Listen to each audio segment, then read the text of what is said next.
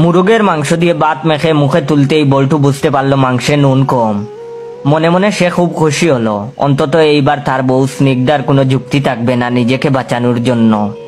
গতকাল স্নিগ্ধা ভাত পুড়িয়ে ফেলছিল, তারপর খুব গম্ভীর হয়ে সে বল্টুকে বলছিল এবার থেকে দেখে চাল আনবে, সত্যি তোমাকে কিছু বলার নেই।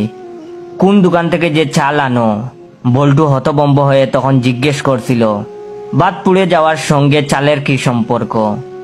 তখন তার বউ স্নিগ্ধা বলছিল ও তুমি বুঝবে না, রান্নাঘরে যে সামলায় সে বুঝে, যেমন তোমার অফিসের কাজ আমি বুঝবো না ঠিক তেমনি। তাই এবার মাংসে নুন কম দেখে বল্টুর মন খুব খুশি। সে মনে মনে ভাবলো স্নিগ্ধাকে এবার ভুল স্বীকার করতেই হবে।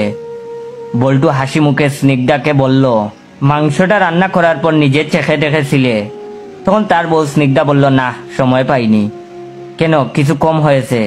তখন বল্টু হাসি মুখে বলল নুন কম হয়েছে। তখন তার বউ স্নিগ্ধা খানিকক্ষণ বল্টুর দিকে তাকিয়ে থাকলো, তারপর খুব ঠান্ডা গলায় আস্তে আস্তে বলল এবার থেকে মুরগ কেনার সময় সুস্থ মুরগ কিনে আনবে। বল্টু আবার হতভম্ব হয়ে জিজ্ঞেস করলো সুস্থ মুরগ মানে কি?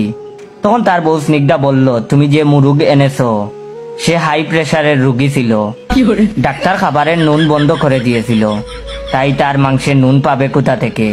নুন মেখে খাও। বল্টু খুব রেগে গিয়ে জিজ্ঞেস করলো তুমি কি ইয়ার্কি করছো? তুমি জানলে কি করে মুরগটার হাই প্রেসার? তখন তার বউ স্নিগ্ধা বলল আমি কিভাবে জানি সেটা বড় কথা নয়, তোমার সন্দেহ হলে তুমি মুরগের মালিককে জিজ্ঞেস করে আসতে পারো। বল্টু বুঝলো সে এবারও চেকমেট। দোকানে গিয়ে মুরগের হাই প্রেসার আছে কিনা জিজ্ঞেস করা মানে নিজেকেই একটা মুরগ দাবি করা।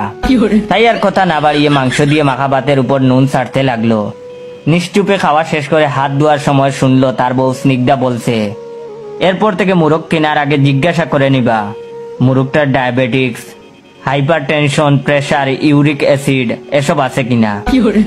সুস্থ মুরগ হলে আমি সুস্থ রান্নার গ্যারান্টি দিতে পারি, কিন্তু অসুস্থ মুরগ হলে আমার কিছু করার থাকবে না। বেচারা বল্টু এখন ভাবছে যা পাবে তাই সোনা মুখ করে খেয়ে নিবে, বিনা প্রশ্নে বিনা আপত্তিতে।